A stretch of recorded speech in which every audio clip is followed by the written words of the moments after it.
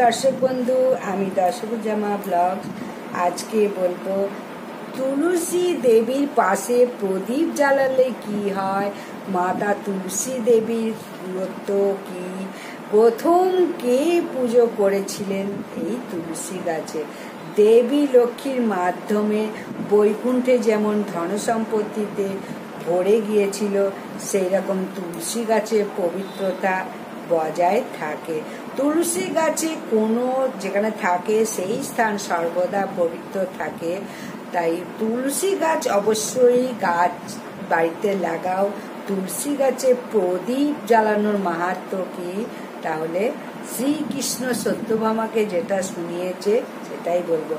একবার দেবী সত্যভামা শ্রীকৃষ্ণের কাছে প্রশ্ন করলেন, হে স্বামী, আপনি আমাকে তুলসী গাছে জল দেওয়ার তো মহিমা শুনেছিলেন, কিন্তু তুলসী গাছের পাশে প্রদীপ জ্বালানোর মাহাত্ম্য কি, কেন প্রদীপ জ্বালানো হয় প্রতি সন্ধ্যেবেলায়, এর ফলে কি ফল পায় মানুষ, তুলসী পাশে প্রদীপ জ্বালানোর সঠিক পদ্ধতি কি, প্রদীপ জ্বালানোর সময় কোন মন্ত্র উচ্চারণ করা উচিত, এটা আমাকে ভগবান শ্রীকৃষ্ণ জানাও। শ্রীকৃষ্ণ বললেন, হে দেবী, সারা বিশ্বের কামনা মঙ্গল কামনা অতি উত্তম প্রশ্ন করেছ। এই প্রশ্নের উত্তর দেবার আগে আমি একটা কথা তোমাকে বলতে চাই। প্রাচীন একটা কাহিনী শোনাবো, যেটা সকল প্রশ্নের উত্তর পাওয়া যাবে। সন্ধেবেলায় তুলসী পাশে প্রদীপ জ্বালানোর ফলে যে ফল পাওয়া যায় সেটাই বর্ণনা এই কাহিনীতে বলবো। সুতরাং মন দিয়ে শেষ পর্যন্ত কাহিনীটা শোনো। কাহিনীতে শোনার মাধ্যমে একজন ব্যক্তি 100 বছর পর্যন্ত তুলসী গাছের পূর্ণতা অর্জন করে। হে প্রাণনাথ, আমি এই কাহিনী শুনতে চাই, আমি মনোযোগ সহকারে শুনবো। এরপরে শ্রীকৃষ্ণ দেবী সত্যভামাকে সেই মহান কাহিনী শোনাতে শুরু করলো। প্রাচীন কালে একটি কাহিনী, হরিহরপুর নামক এক সুন্দর নগরী ছিল। সেই নগরীতে হরি দীক্ষিত নামে এক ব্রাহ্মণ বাস করত। অত্যন্ত গুণী, চৈত্যবান, ধর্মকর্মে নিষ্ঠাবান, সমস্ত শাস্ত্রে অধ্যয়ন করেছে, কিন্তু দুর্ভাগ্যবশত তার একটা স্ত্রী ছিল কুলহীন। তাকে গ্রামের লোকেরা দুরাচারী বলে ডাকত। তার কর্মকাণ্ড খুব খারাপ ছিল। সে সর্বদা স্বামীকে অপমান করত, চরম দুঃখ করত, কখনো তার জন্য খাবার তৈরি করতো না, স্বামীর সঙ্গে শয়নও করতো না, প্রেমময় আচরণ করতো না। স্বামীর বন্ধুরা, পরিবার থেকে কেউ তার বাড়িতে আসলে তাকে অপমান করে তাড়িয়ে দিত এবং নিজে অন্যান্য চরিত্রহীন মানুষের সঙ্গে ঘুরে বেড়াতো। সব সময় স্বামীকে ছেড়ে পরপুরুষদের প্রতি আকৃষ্ট হতো। সে কখনো স্বামীর সঙ্গে ভালোভাবে কথাও বলতো না, কিন্তু পরপুরুষের সঙ্গে বসে বসে গল্প করত এবং সবসময় তাদের সামনে সাজগোজ করে ঘুরে বেড়াতো। কখনো বনের নিচে সুন্দর পুরুষদের জন্য অপেক্ষা করত, দুষ্ট পুরুষকে মনোনীত করে তার সঙ্গে ভোগ বিলাসও করত। একদিন হরি দেখলেন, হে ভদ্রে, তোমার এই আচরণ এটা ঠিক না, এইভাবে পাপ করার ফলে তোমার ক্ষতি হবে। এখনো সময় আছে, তুমি এই অপবিত্র কাজ ত্যাগ করো। তোমার এই ব্যবহারে আমি ভীষণ কষ্ট পাচ্ছি। তখন স্ত্রী বললে, আমি জানি না কোন পাপের ফলে তোমার মতো মানুষের সঙ্গে আমার বিয়ে হয়েছে। মনে হয় আমি পূর্বজন্মে অনেক পাপ করেছি, তাই এমন গরিব স্বামী পেয়েছি। তুমি আমার কোনো ইচ্ছাই পূরণ করতে পারো না। আমাকে বাধ্য হয়েই তোমার এই কুড়িঘরে থাকতে হয়, ভিক্ষা করা, খাবার খেতে হয়। আমি আর এই কষ্ট সহ্য করতে পারবো না। একদিন তোমাকে ছেড়ে আমি চলে যাব। তোমার সঙ্গে থাকলে এই জন্মে শুধু পাপ কেন, আমি কোনো ধনীর পুরুষকে বিবাহ করব। এই কথা শুনে স্বামী বললেন, তুমি এরম কটু কথা বলো না।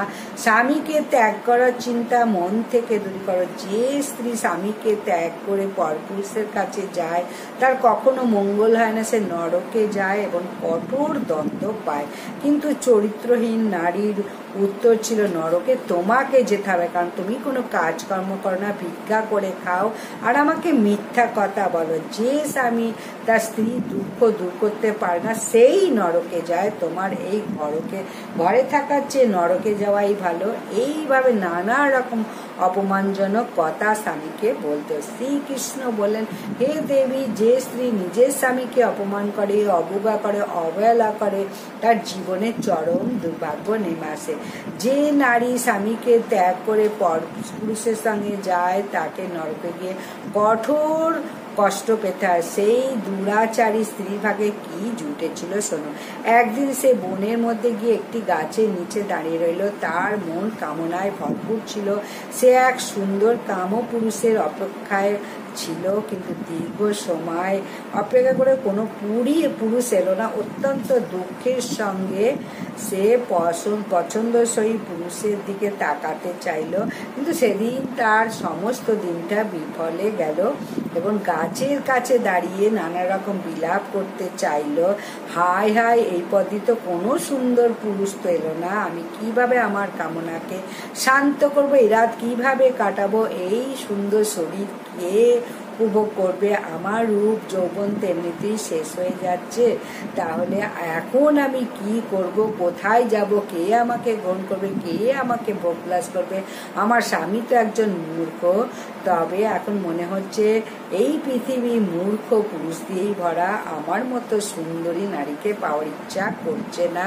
আমি এতটাই সুন্দরী, দেবতারা পর্যন্ত আমাকে পেতে চায়, কিন্তু এই পৃথিবীটা পাপী পুরুষদের দিয়ে ভরা।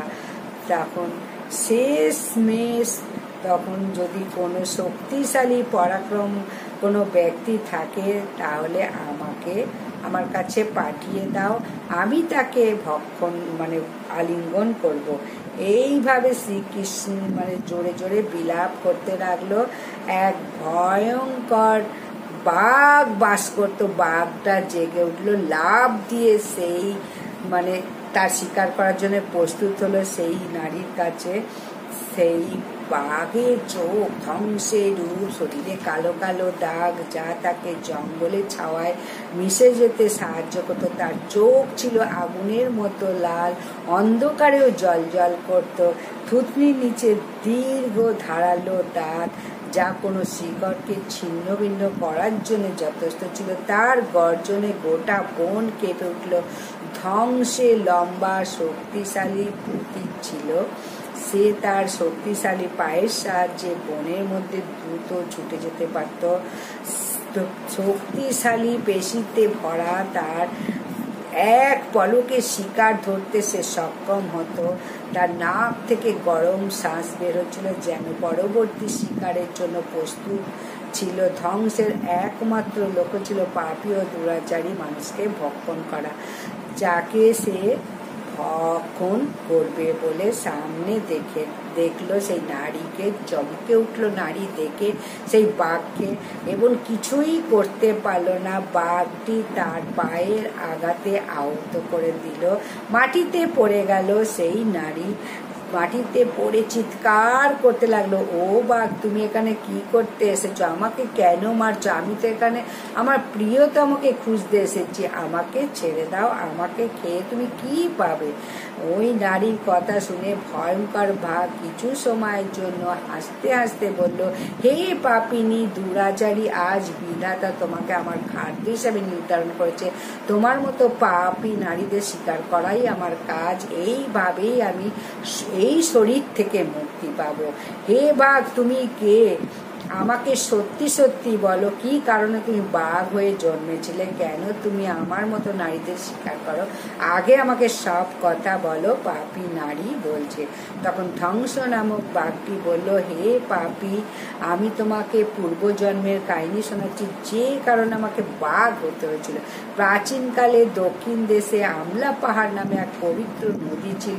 সেই নদীর তীরে এক বড় শহর ছিল। শান্ত পরিবেশ, পবিত্র নদী এবং ধর্মীয় আচার অনুষ্ঠানে প্রসিদ্ধ ছিল। সেখানে এক ব্রাহ্মণী পরিবার বাস করত এবং সেই পরিবারে আমি জন্মগ্রহণ করেছিলাম। আমার নাম ছিল বেদানন্দ। আমার পিতা একজন আদর্শ ব্রাহ্মণ, যিনি নিয়মিত যজ্ঞ ধর্মীয় অনুষ্ঠান পালন করতেন।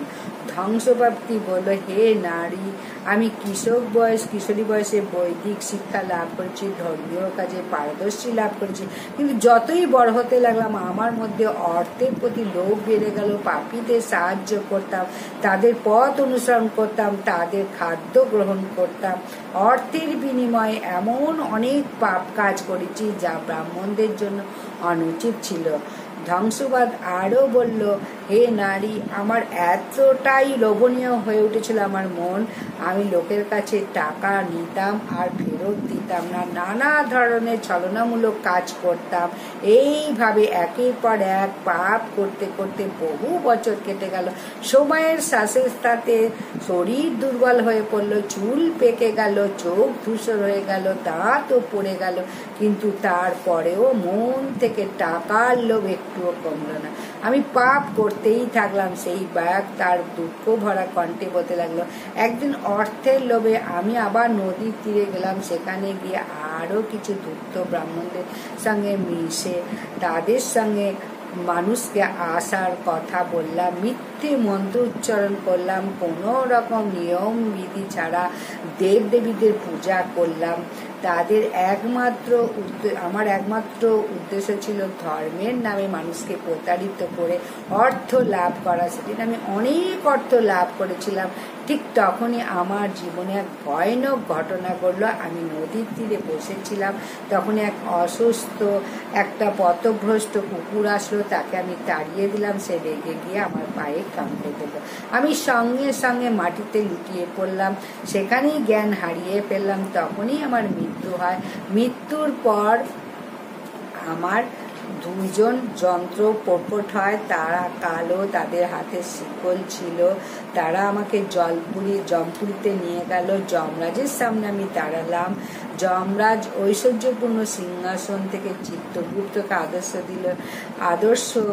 আদেশ দিল যে এই ব্রাহ্মণ যার নাম ছিল বেদানন্দ, সে মানব জীবনে থেকে গুরুতর পাপ করেছে। সে ধর্মের নামে মানুষকে প্রতারিত করেছে, মিথ্যে মন্ত্র পাঠ করে যজ্ঞ করেছে এবং ঈশ্বরের অপমান করেছে। টাকা পয়সার লোভে সে ধর্ম থেকে বিচ্যুত হয়েছে। এই ব্যক্তি কখনো ধর্ম পালন করেনি, সেই কারণে এই পাপী ব্রাহ্মণ নরকে যাওয়ার উপযুক্ত। এরপরে যমরাজ এই পাপীকে নরকের আগুনে নিক্ষেপ করলো, যাতে সে তার পাপের ফল ভোগ করতে পারে। তারপর নরকের আগুনে আমাকে নিক্ষেপ করলো। বছরের পর বছর সেই যন্ত্রণা সহ্য করলাম। বহু বছর ধরে শাস্ত্র ভোগ করার ফলে আমার পাপের কারণে বাঘের শরীরে দেয়া হলো, আর এই দুর্গম অরণ্যে বাস করতে লাগলাম। ধ্বংস বাঘ তার গল্প শেষ করে বলল, পূর্ব জন্মের আমার পাপ শেষ করতে দৃঢ় সংকল্প করেছিলাম। আমি কোনো সৎ নারীদের স্বীকার করব না, শুধুমাত্র পাপী, দুরাচারী, কলঙ্কিনী নারীদেরই স্বীকার করব, যারা তাদের অধর্মপথ অনুসরণ করে, অন্যদের কষ্ট দেয়। আমি বিশ্বাস করি এভাবেই আমি আমার পাপ থেকে মুক্ত পাব এবং দ্রুত সেই শরীর থেকে মুক্ত পেয়ে নতুন জন্ম লাভ করব। শ্রীকৃষ্ণ বললেন, হে দেবী, এইভাবে সে বাঘ পূর্ব জন্মের কাহিনী শেষ করলো। সেই নারীকে বলল, হে পাপিনী, তোমার আচরণ দেখে মনে হচ্ছে তুমি কলঙ্কিনী। তুমি তোমার স্বামীকে ত্যাগ করে বন্যে অন্য পুরুষের খোঁজে ভোগের জন্য এসেছো, সেই জন্য আজ তুমি আমার খাদ্য হবে। এই কথা বলে সে বাঘ তার পাপী নারীকে তীক্ষ্ণ নখে আঘাত করলো এবং তাকে খেয়ে ফেললো আঘাত করে, এবং সেইখানে থেকে চলে যায়। তার মৃত্যুর পর দুজন যমদূত প্রকট হয়। পাপী নারী আত্মাকে জমপুরীতে নিয়ে গেল, যমরাজের সামনে দাঁড় করালো সেই পাপিনীকে। তারপর চিত্রগুপ্ত সমস্ত কাজের হিসাব করে যমরাজকে বললেন, হে ধর্মরাজ, এই নারী পুরোপুরি পাপী, জীবনে একাধিক পাপ করেছে। সে তার স্বামীকে ত্যাগ করেছে, অন্য পুরুষদের প্রতারিত করেছে। এই নারী নরক যন্ত্রণা ভোগ করার যোগ্য। এই স্ত্রী অত্যন্ত পাপিনী, সে ভয়ঙ্কর পাপ করেছে, পর পুরুষের সঙ্গে ব্যভিচার করেছে, তার স্বামী কখনো সেবা করেনি, স্বামীকে ভুলে অন্য পুরুষদের সঙ্গে ভোগ বিলাস করেছে। তার পাপের কথা শুনে যমরাজ অত্যন্ত ক্ষুব্ধ হয় এবং স্ত্রীকে আগুনের কুণ্ডলিতে নিক্ষেপ করার নির্দেশ দেয়। যমরাজ নির্দেশ কথা শোনার পর সেই স্ত্রী অত্যন্ত ভীত হয়ে পড়ে এবং যমরাজকে বলে, হে ধর্মরাজ, দয়া করে আমাকে আমার পাপের জন্য ক্ষমা করুন। আমি অজান্তে পাপ করেছি, দয়া করে আমাকে প্রায়শ্চিত্ত করার সুযোগ দিন। যমরাজ বলেন, হে স্ত্রী, তুমি যে পাপ করেছো তা নিন্দনীয়। তোমার পাপের জন্য কোনো প্রায়শ্চিত্ত নেই। যে স্ত্রী তার স্বামীকে ত্যাগ করে পরপুরুষের সঙ্গে জীবন যাপন করে তাকে অবশ্যই নরকে যেতে হবে। সুতরাং এখন তোমাকে নরকের কষ্ট ভোগ করতেই হবে। এরপর যমরাজ বললেন, হে দূতগণ, এই পাপী স্ত্রীকে নিয়ে যাও, ভয়ানক নরকে নিক্ষেপ করো। এই পাপী স্ত্রী তার পাপের শাস্তি পাবে। এরপর যমদূতরা সেই পাপী স্ত্রীকে নরকে নিয়ে গেল এবং তাকে অনেক বছর ধরে গরম তেলে কুণ্ডলিতে রাখলো এবং এইভাবে সে বহু বছর সেখানে নানান রকম কষ্ট ভোগ করলো। নরকে গিয়ে এই সমস্ত কষ্ট ভোগ করার পর মহাপাপিনী স্ত্রী আবার পৃথিবীতে ফিরে আসে এবং চণ্ডাল হিসাবে জন্মগ্রহণ করে। চণ্ডালে করে জন্ম নিয়ে সে আবার অনেক পাপ করতে থাকে, ব্যভিচার করতে থাকে এবং পাপী পুরুষদের সঙ্গে যৌন সম্পর্ক করতে থাকে। কিছু সময় পর তার পূর্বজন্মের পাপের ফলস্বরূপ কোষ্ঠকাঠিন্য রোগে আক্রান্ত হয়, ভয়ানক যন্ত্রণা সহ্য করতে থাকে।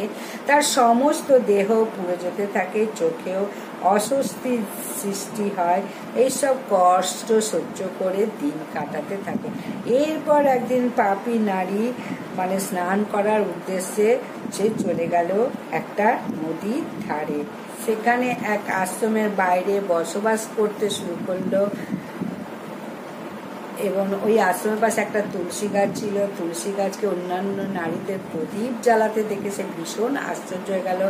একদিন সেই আশ্রমে বসবাসকারী সাধু পুরুষের কাছে জানতে চাইল, হে সাধু মহারাজ, এটি কি গাছ? এই স্ত্রী লোকেরা এই গাছের পাশে প্রদীপ জ্বালাচ্ছে কেন? তখন সাধু বলল, হে কল্যাণী, এটা অত্যন্ত পবিত্র তুলসী গাছ। দর্শনের মাধ্যমে সকল বিপদ দূর হয়। এই তুলসী গাছে জল দেওয়ার মাধ্যমে দেব দেবীর আশীর্বাদ লাভ হয় এবং এই পবিত্র গাছের পাশে প্রদীপ জ্বালানোর মাধ্যমে সমস্ত পাপ নষ্ট হয়। সাধুর কথা শুনে সেই নারী অত্যন্ত খুশি হন এবং সাধুকে প্রণাম করে বলে, হে সাধু মহারাজ, যদি কোনো মহাপাপিনী নারী এই তুলসী গাছের পাশে প্রদীপ জ্বালায় তবে কি তারও সমস্ত পাপ নষ্ট হয়ে যাবে? সাধু বলেন, হে কন্যা, এটি সত্য যে যদি কোনো নারী মহাপাপও করে থাকে তবুও তার সব পাপ নষ্ট হয়ে যায়। এমনকি পূর্বজন্মের পাপও তুলসী গাছের পাশে প্রদীপ জ্বালালে নষ্ট হয়ে যায়। তবে হে কন্যা, তুমি কে, কেন এই প্রশ্ন করছো? তখন সেই নারী বলল, হে সাধু মহারাজ, আমি এক মহাপাপিনী নারী। আমি ব্যভিচার করেছি, অনেক ধরনের পাপ করেছি। আমার পাপের কারণে আমি এরকম দুর্দশায় পড়েছি। দয়া করে আমাকে পাপ থেকে মুক্তির উপায় বলো। সাধু বললেন, হে কন্যা, এখন থেকে তুমি প্রতিদিন সন্ধ্যায় তুলসী গাছের পাশে প্রদীপ জ্বালাও, তোমার সমস্ত পাপ দোষ দূর হয়ে যাবে। সাধুর কথা শুনে সেই পাপী নারী ঠিক তেমনটাই করলো, তুলসী গাছের পাশে প্রদীপ জ্বালালো। এরপরে প্রতিদিন সন্ধ্যায় তুলসী গাছের পাশে প্রদীপ জ্বালাতে লাগলো। একদিন সন্ধ্যায় তুলসী গাছের পাশে প্রদীপ জ্বালাচ্ছিল, তখন তার হৃদয় ফেটে গিয়ে মৃত্যু বরণ করলো, সেখানেই মাটিতে পড়ে রইল। এরপর দুজন যমদূত সেখান থেকে উপস্থিত হলো। তারা সেই আত্মাকে যমলোকে নিয়ে যাওয়ার জন্য তাকে টেনে নিয়ে যেতে শুরু করলো। ঠিক তখনই ভগবান বিষ্ণু সেখানে আবির্ভূত হলেন। তার অত্যন্ত দীপ্তময়, তাদের শরীর থেকে সোনালি বিচ্ছিত হচ্ছিল, চারিদিক অন্ধকার দূর করে দিচ্ছিল। তাদের রূপ ছিল অপূর্ব দেব সম, তাদের মুখে ছিল করুণা ভরা হাসি। তারা রত্ন খচিত সোনালী বস্ত্র পরিধান করা, তাদের কানে ঝুলছিল সোনার কুণ্ডলী। সেখান থেকে যেন অলৌকিক ধ্বনি শোনা যাচ্ছিল। কপালে ছিল দীপ্তমান তিলক, যা তাদের আসরিক পরিচয় প্রমাণ করছিল। তারা সেই নারীর কাছে এসে যমদূতকে থামিয়ে দিয়ে বললেন, এই যমদূতগণ, এই নারীকে ছেড়ে দাও, সে আর নরকে যাওয়ার যোগ্য নয়।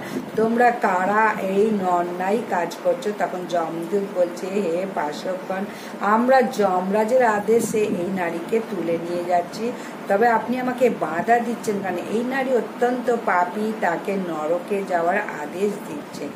ভগবান বিষ্ণুর পাপ।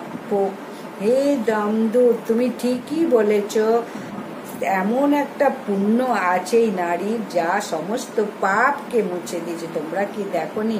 এই নারী একদিন তুলসী গাছের পাশে প্রদীপ জ্বালাচ্ছিল। যমদূত অবাক হয়ে জিজ্ঞাসা করলো, হে পার্শ্বগণ, মানে তুলসী গাছের কাছে প্রদীপ জ্বালালে সমস্ত পাপ নষ্ট হয়ে যায়? তখন ভগবান বিষ্ণুর পাপ পাঠকরা বললেন যে, তুমি বুঝতে পারছো না, তুলসী হলেন ভগবান বিষ্ণুর অত্যন্ত প্রিয়। যে ভক্ত পূর্ণ হৃদয় দিয়ে তুলসীর পাশে প্রদীপ জ্বালায়, সে ভগবান বিষ্ণুর দয়া এবং কৃপা লাভ করে। যে নারী বা পুরুষ ভক্তি ভরে তুলসীর সেবা করে, প্রদীপ জ্বালায়, সে সরাসরি বিষ্ণুর কৃপা ধন্য হয়। এই নারী সত্য পবিত্র মনে তুলসী পূজা করেছে এবং প্রদীপ জ্বালিয়েছে, তার কারণে তার সমস্ত পাপ পুড়ে ছাই হয়ে গেছে। এখন এই নারী আর নরকে যাওয়ার যোগ্য নয়। যমদূতরা হাত জোর করে বললেন, হে পার্শ্বক, আপনি ঠিক বলেছেন, এটা আমার জানা ছিল না। যদি ভগবান বিষ্ণু প্রিয় ভক্ত হয়ে থাকে তবে আমরা তাকে নরকে নিয়ে যেতে পারি না। ভগবান বিষ্ণুর পার্শ্বদরা মধুর কণ্ঠে বললেন, হে যমদূতগণ, এখন তোমরা ফিরে যাও। এই নারী তুলসী পূজা করেছে এবং প্রদীপের আলোতে সমস্ত পাপ পুড়ে গেছে। এখন তাকে বিষ্ণু লোকে নিয়ে যাওয়া হবে, সেখানে তার জন্য স্বর্গের দরজা খুলে রাখা হয়েছে। পার্শ্বদের কথা শুনে যমদূতরা সেই নারীকে সেখানে রেখে যমলোকে ফিরে গেল। যমরাজকে পুরো ঘটনা বলল। এরপর ভগবান বিষ্ণু পার্শ্বদরা সেই নারীকে মানে স্বর্গলোকে নিয়ে চলে গেল। ভগবান শ্রীকৃষ্ণ বললেন, হে দেবী সত্যভামা, এইভাবে শুধু তুলসী গাছের পাশে প্রদীপ জ্বালালে মানুষের সমস্ত পাপ নষ্ট হয়ে যায়। যে নারী প্রতিদিন সন্ধ্যায় তুলসী গাছের পাশে প্রতিদিন প্রদীপ জ্বালায়, সৌভাগ্য লাভ করে, পূর্বজন্মের সমস্ত পাপ নষ্ট হয়ে যায়, মানে সুখ সমৃদ্ধি লাভ হয়। প্রতিদিন সন্ধ্যাবেলা তুলসী গাছের পাশে প্রদীপ জ্বালানোর সময় এই পবিত্র মন্ত্রটি উচ্চারণ করা উচিত। ওম তুলসী তুলসী বৃন্দায়ে চ, হাজারো অমৃত ঘড়ায় চান করালো তৃপ্তি পান না যতটা মানুষের দ্বারা একটি তুলসী পথে নিবেদনে তৃপ্তি পান। 10,000 গরুদানে যে ফল প্রাপ্ত হয় সেই ফল। নমস্কার দর্শক বন্ধু, আমি দর্শকুজ্জামা ব্লগস। আজকে বলবো তুলসী দেবীর পাশে প্রদীপ জ্বালালে কি হয়, মাতা তুলসী দেবীর গুরুত্ব কি, প্রথম কে পুজো করেছিলেন এই তুলসী গাছে। দেবী লক্ষ্মীর মাধ্যমে বৈকুণ্ঠে যেমন ধন সম্পত্তিতে ভরে গিয়েছিল, সেই রকম তুলসী গাছের পবিত্রতা বজায় থাকে। তুলসী গাছে কোনো যেখানে থাকে সেই স্থান সর্বদা পবিত্র থাকে। তাই তুলসী গাছ অবশ্যই গাছ বাড়িতে লাগাও। তুলসী গাছে প্রদীপ জ্বালানোর মাহাত্ম্য কি, তাহলে শ্রীকৃষ্ণ সত্যভামাকে যেটা শুনিয়েছে সেটাই বলবো। একবার দেবী সত্যভামা শ্রীকৃষ্ণর কাছে প্রশ্ন করলেন, হে স্বামী, আপনি আমাকে তুলসী গাছে জল দেওয়ার তো মহিমা শুনেছিলেন, কিন্তু তুলসী গাছের পাশে প্রদীপ জ্বালানোর মাহাত্ম্য কি, কেন প্রদীপ জ্বালানো হয় প্রতি সন্ধ্যেবেলায়, এর ফলে কি ফল পায় মানুষ, তুলসী পাশে প্রদীপ জ্বালানোর সঠিক পদ্ধতি কি, প্রদীপ জ্বালানোর সময় কোন মন্ত্র উচ্চারণ করা উচিত, এটা আমাকে ভগবান শ্রীকৃষ্ণ জানাও। শ্রীকৃষ্ণ বললেন, হে দেবী, সারা বিশ্বের কামনা মঙ্গল কামনা অতি উত্তম প্রশ্ন করেছ। এই প্রশ্নের উত্তর দেবার আগে আমি একটা কথা তোমাকে বলতে চাই। নমস্কার, বিদায়। ভিডিওটা যদি ভালো লাগে লাইক সাবস্ক্রাইব বেশি বেশি করে শেয়ার করে দাও। সকলে জানো তুলসী গাছের পাশে প্রদীপ জ্বালালে কি ফল লাভ